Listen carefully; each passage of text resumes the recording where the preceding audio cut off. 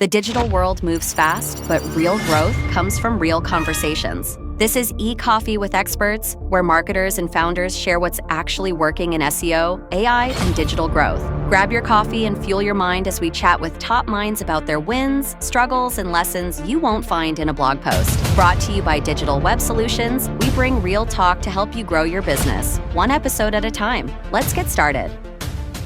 Hi, everyone. Welcome back to the show. We are here at the early morning on e-Coffee with Experts, and I have a really cool expert with me. In this case, I'm going to talk more of business, architecture, and more fun things other than marketing, guys. So stay tuned.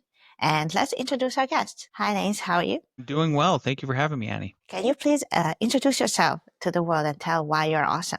Thank you so much. Yeah, my name is Lance Cayko. My last name is actually pronounced that. It is spelled Cayko. If you look me up on LinkedIn, I'm the only one, and then you'll probably start to see some of the things I do. I'm a serial entrepreneur, and for me, what that means is I've started at least 2 businesses, and in fact, I have about 4 that I run. So the first business that I started is an architecture company, and then we moved into being also a contractor. So we're also a builder with F14 Productions, and then a real estate developer with F12 Productions. My fourth one is I also have a nonprofit. It is a Longmont Community Gardens, and we promote urban sustainable gardening. We just won a big USDA grant for $86,000 that allowed us to double the size of our gardens. And then in my free time, and believe it or not, I do have free That's time crazy. because Okay. I'm disciplined with my schedule. I have a fishing channel, and I'm a professional fisherman on YouTube at Fishing with Lance. I feel like this podcast should go into high efficiency topic after your introduction. Oh, Like I okay, just sure. it's been impressive that you're able to manage so many businesses, especially like in building, construction, and architecture. Because in my mind, that takes a lot more like human power, very careful planning. Which is why I think one of my first questions is like, what are your core non-negotiable principles that govern how you operate, deliver, and grow? Great question. Yeah.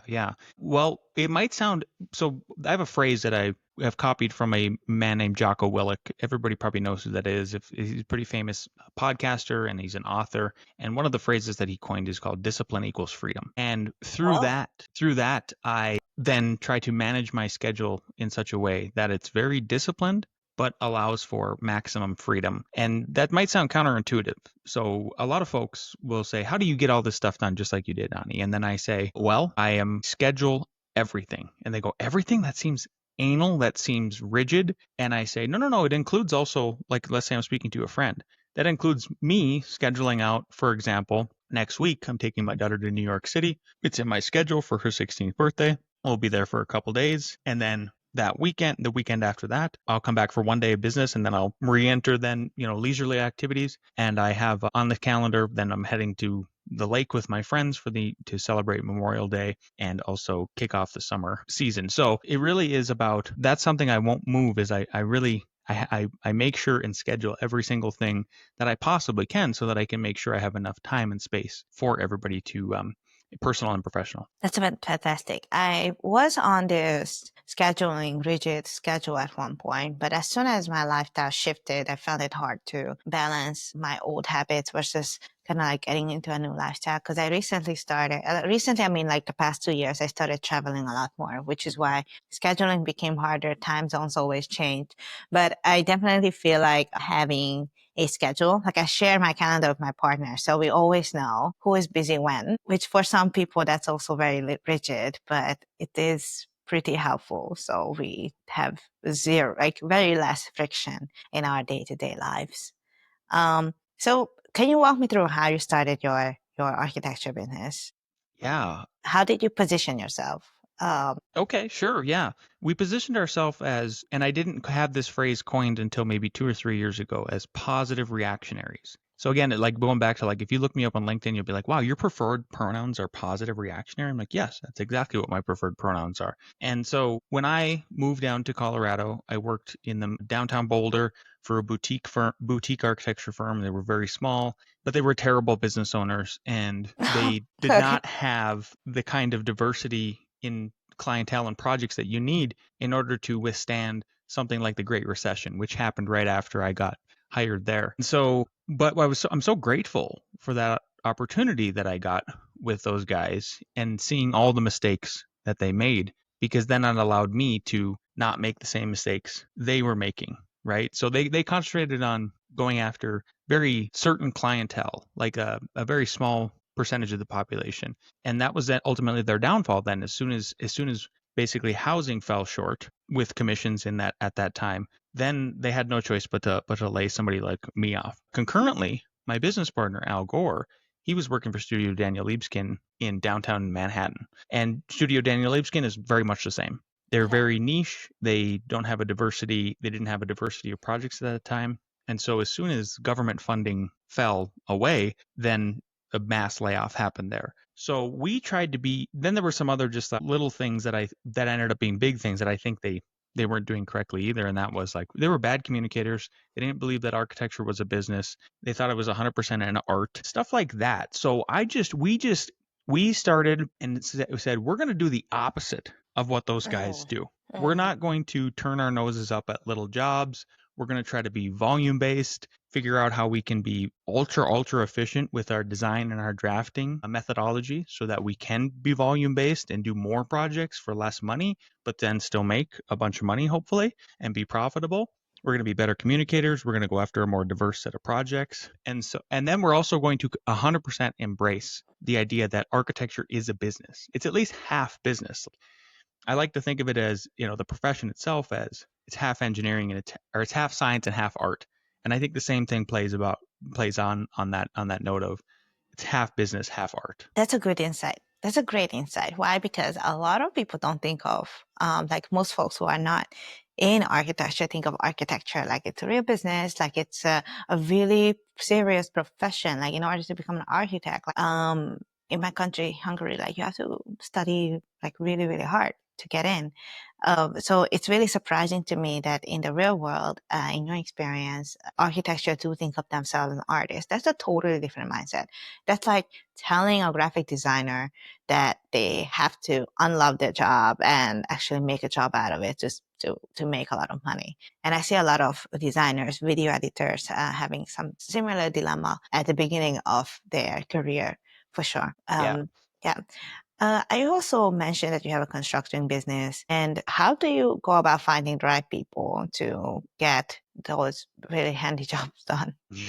Yeah. It's hard. Do you constantly recruit, or do you hire, do you only hire natively, or how does it work? Yeah, that's a great question. It's a great question. Yeah. So our first real big construction project that required building permits and there was a lot more money involved was actually our own development. And I'm sitting in one of the buildings that we designed, built, and developed, and it's an office. Through there was some subs that I found by getting referrals from other general contractors that I had been working with just as in the architect capacity, and that was super helpful for the foundation and the framing. And but beyond that, I guess the stucco person we got from my own house that I built with my wife, even though there was another general contractor that built that. The rest was a lot of luck and a lot of trial and error, and that's tricky because it's not always. Some people like to think like, well, take the lowest bid, and the lowest bid has problems with it. There's not a lot of meat on the bone for whoever bid that very low bid, and it seems like it does two things. It makes it so they're always looking to find more meat somewhere. So they're always looking to charge you extra money at any given turn, just whatever excuse they can find. And then the other thing it does is I think it makes you a lower priority client. Because if they were able to command a higher bid for a similar project for the different client, they're going to work on that one first and you probably last. So it's been a lot of trial and error. And as a matter of like my select subcontractors now, mechanical, electrical, plumbing, subcontractors, framing, all that. I know who my number one is for each of them. Then I have backups if I need to.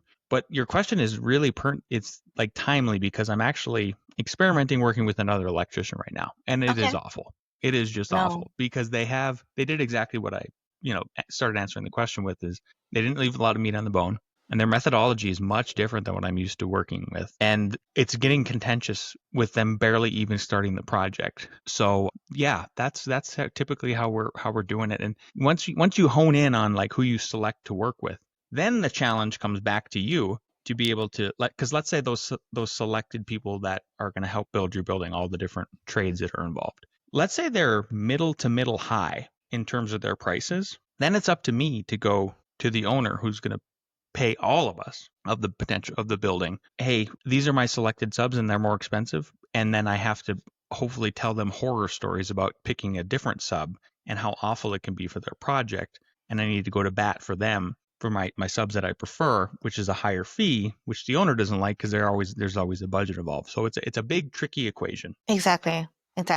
I only experienced this type of problem in a much smaller scale as a marketer, because there too, like you always need to find the people who deliver, often the creatives, and you always have the client budget that you have to keep in mind. But in my mind, construction business always have a lot more liability, a lot more effect on humans. Like, yeah, if a project fails, that's like a house. And how do you go about like handling that much responsibility?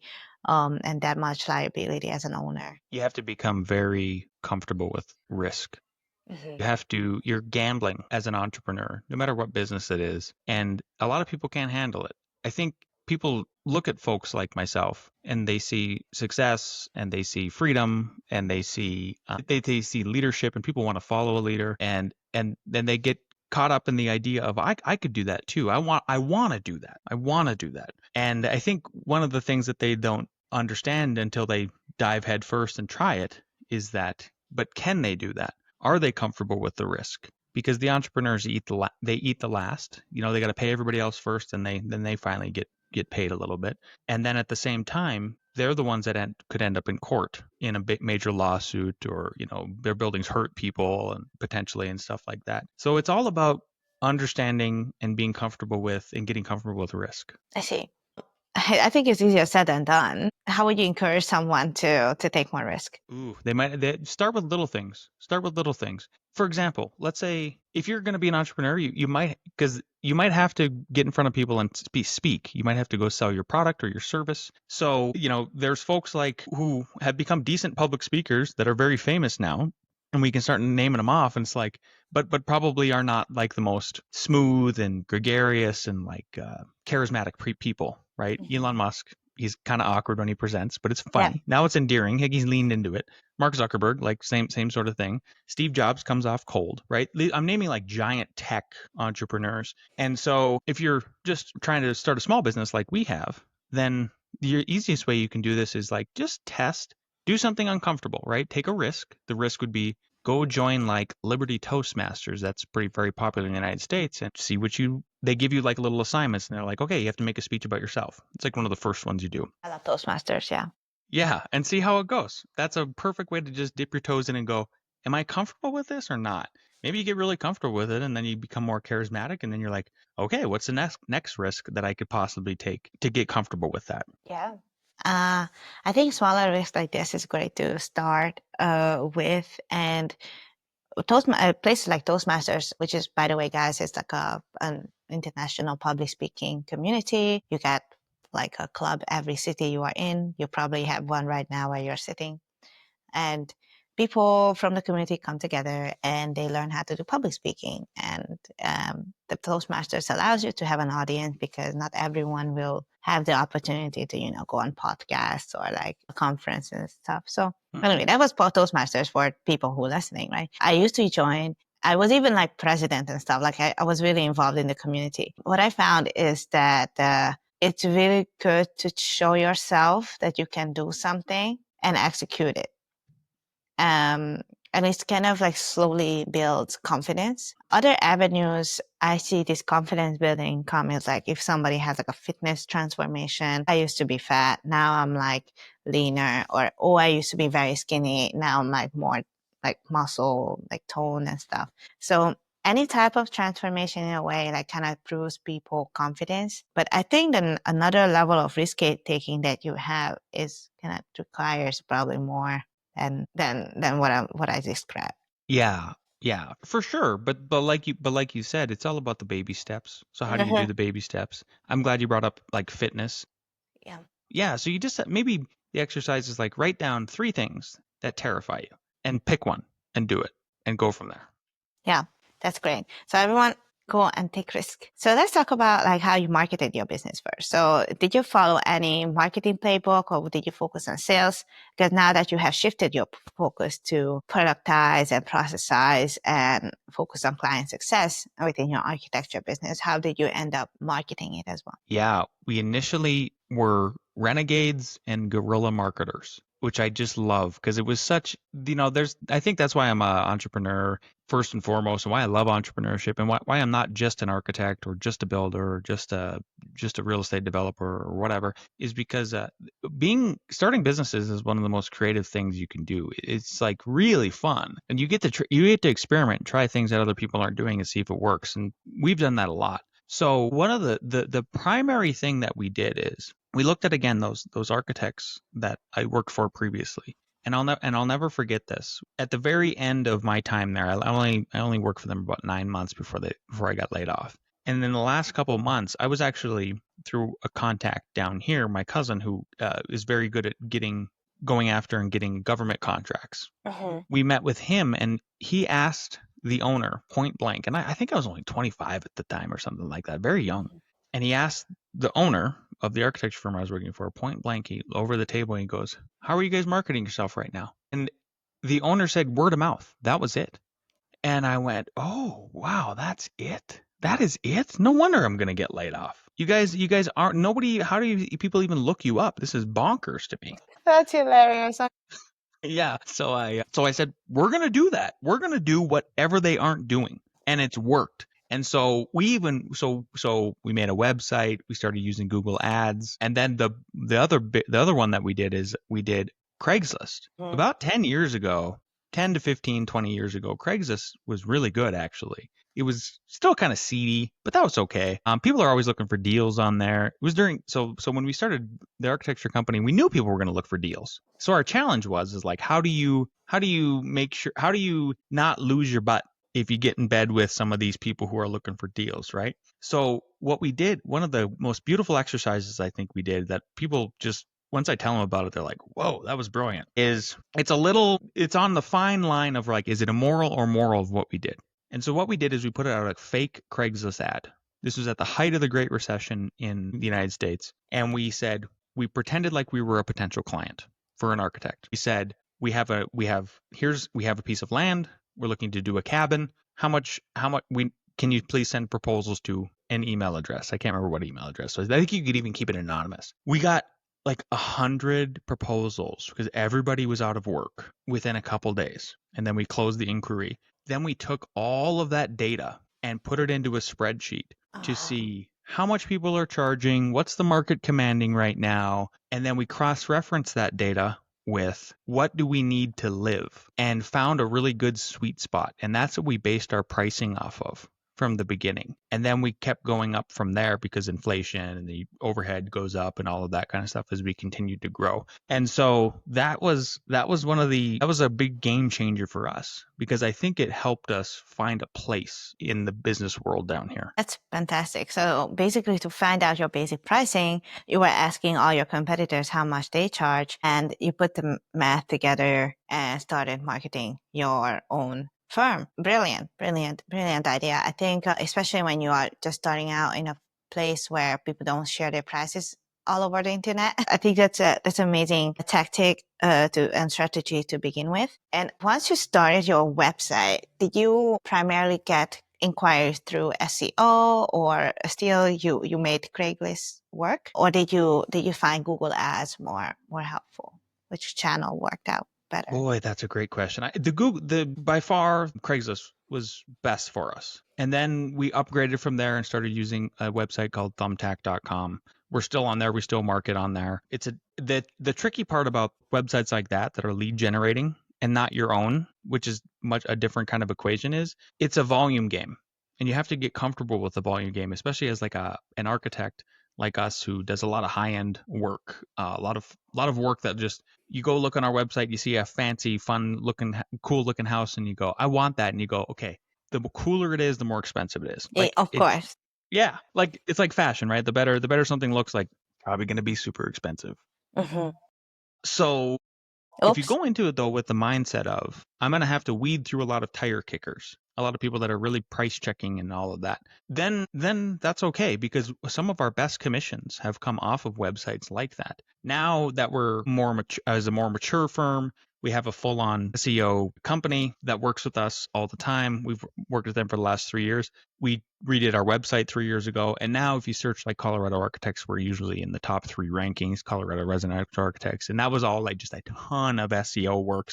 A lot of it that had to do with my staff and myself, because we couldn't afford this marketing firm's writers. We had to do all the writing ourselves, which has been a big task, but the rewards are really starting to come in. And those clients that we get from the website, they're not usually tire kickers. But again, like I would never not do Thumbtack at the same time I'm doing our website and our traditional marketing and word of mouth. I want to try to do all of it, because I am not in the business of repeating history and not learning from those others' mistakes who laid me off. I don't want to I have a big responsibility, like you mentioned earlier, liability wise, but also just to my employees. Like if I'm not making sure we have work, then I'm letting them down, and I don't want to do that. I just want to say that thank you.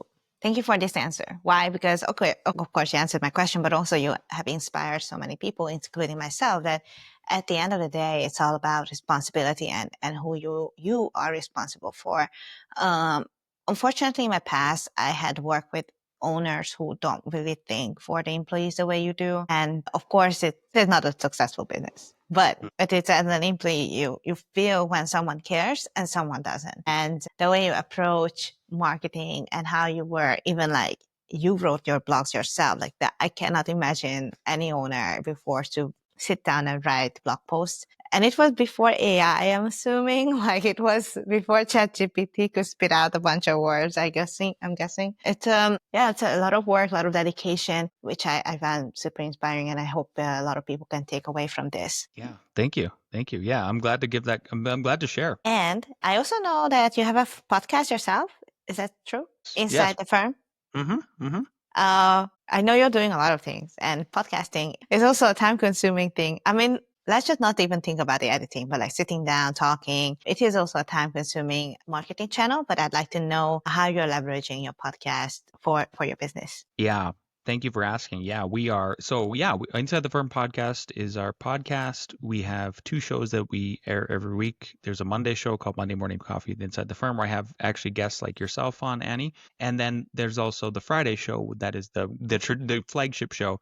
That's just me and Alex, my business partner. And it's of the name. It's, hey, we're bringing you inside the firm. We're talking about business. We're not naming names of clients or consultants or anything like that, or employees, but we are giving you an inside view into an architecture firm and how the business works. And what we're trying to do is I'm trying to make sure that people learn from our mistakes, just like I learned from those other mistakes, without having to be a part of those mistakes. Amen. They can just yeah.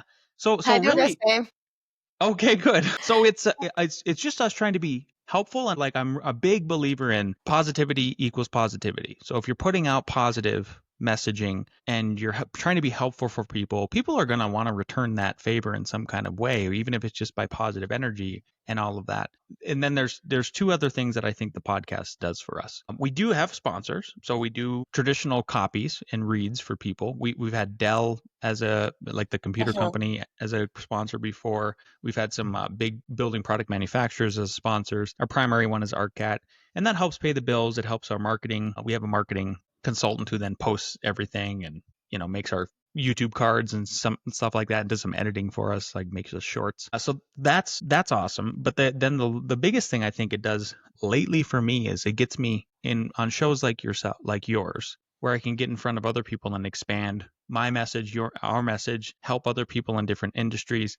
And it hopefully solidifies us in the space as like people of knowledge and people of positive authority. So that if I have a potential client who then, let's say they're from out of state or even from Canada, and they come over and they go, hey, look, I bought a piece of property in Colorado. I want to build a brand new house. And they start searching for architects, and they find us, but they want to dig deeper and they want to learn more. Then they search for me personally. If they then search for me personally, now I think I'm like 5 or 6 pages deep on Google if you just search for me, my first and last name. And I look like this, which I think I am, is like this person of authority in the architecture space in Colorado. And I hope it builds trust preemptively so that then they want to hire us. Exactly. I think that's a great method to build personal brand in a very authentic way, because what happens is that a lot of people go on YouTube, they want to become a YouTuber. It's awkward. They quit. It's awful. But a podcast is a great medium to just be yourself, start a conversation, and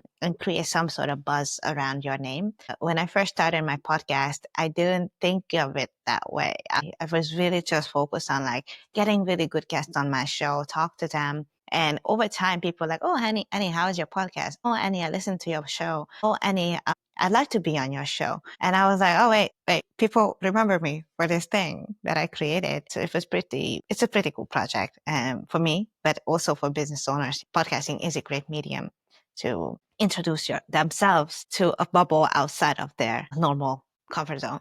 Mm-hmm. Yeah. What was one of your hardest lessons about scalability in design and building firm that you learned? That's an interesting question. What was the biggest lesson in scaling?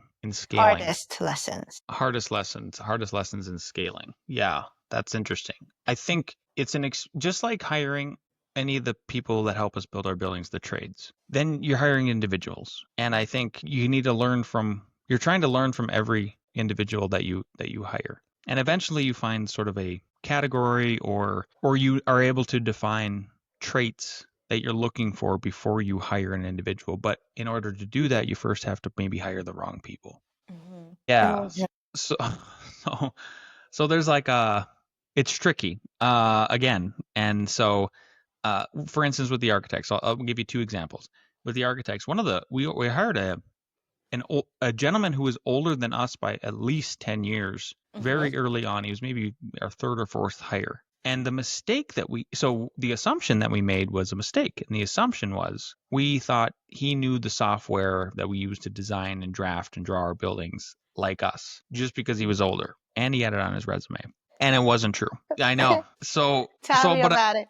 Yeah, so I'm so happy that happened, because we actually made him go back through our own. We have an internal course that we've designed and that we teach at too. I forgot to say that too. I teach it. I sometimes teach at North Dakota State, and then I routinely teach at CU Boulder as a professor. But anyway, that's where we developed the course. We made him retake the course. So now our standard is, I don't care if I don't care if it's on your resume. I don't care if you think you know it. I don't care if you came from another firm and you're 10 years deep in your career. You're going to take our course, because we want you to know how we model and design and draft within that software. On the construction side of things, I had actual carpenters. I had my own carpentry crew. I just had this boyhood dream that, because I'm a carpenter too. Oh, really? That's how I started, actually. It was like at 13, it's when I quit working on the farm and then started construction, working as a carpenter, and then I got addicted to the whole thing. Okay. Wow. Okay. So you had your carpenter crew.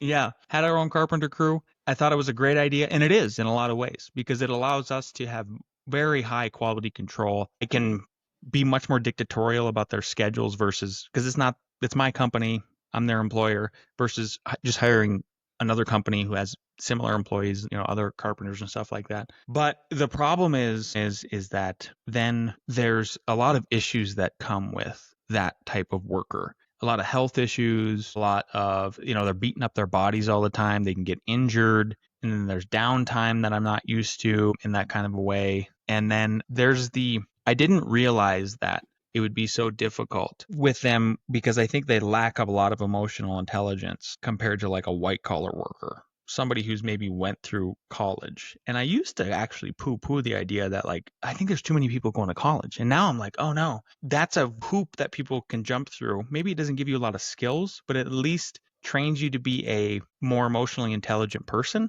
Critical thinker?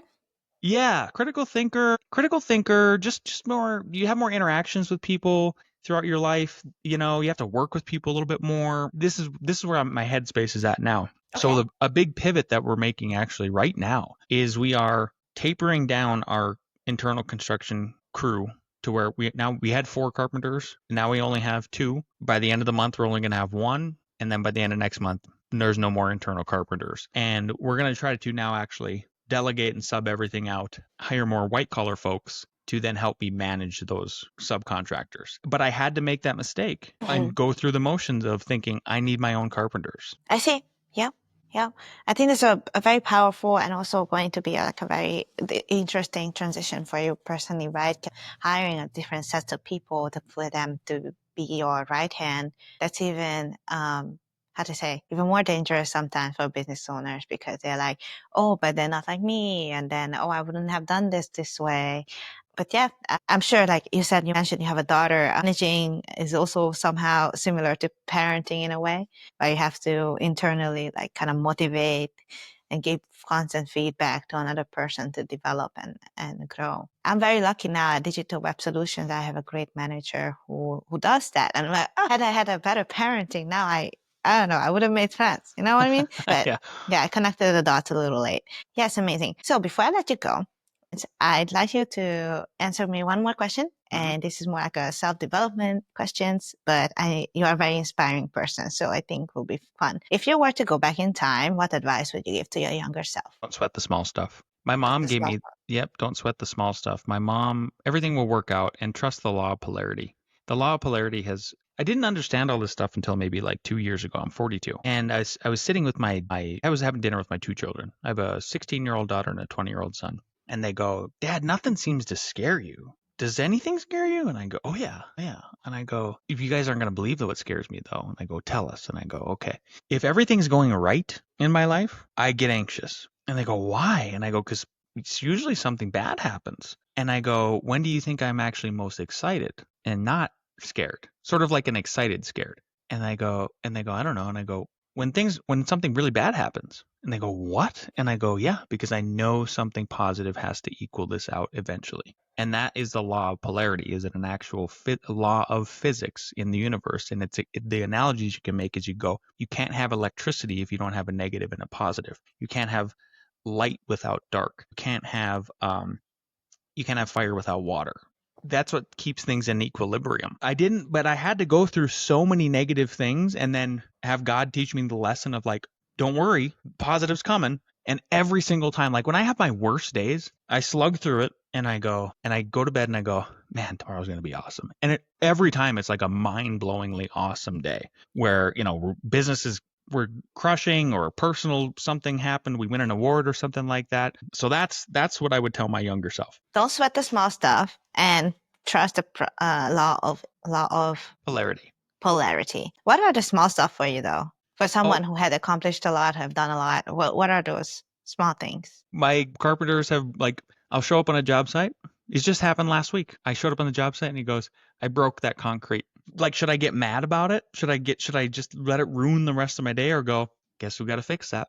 I guess we got to fix that. I try not to let those little things turn into big things and consume me. Yeah. Okay.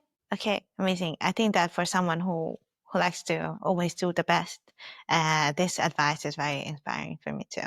So, well, thank you so much for joining the show. And guys, if you guys like to reach out to Lance, how can they find you? Oh man, you should link in with me. Everybody should link in with me. Annie, you should link in with me. Go to LinkedIn, type in LANCE, last name Cayko, Cayko. If you go to InsideTheFirmPodcast.com, you can find our show. You can subscribe on YouTube, iTunes, Spotify, all the major platforms. And if you want to keep up with everything we're doing at F9 Productions, our architecture firm, you can go to F9Productions.com, sign up for our newsletter. We'd love to have you.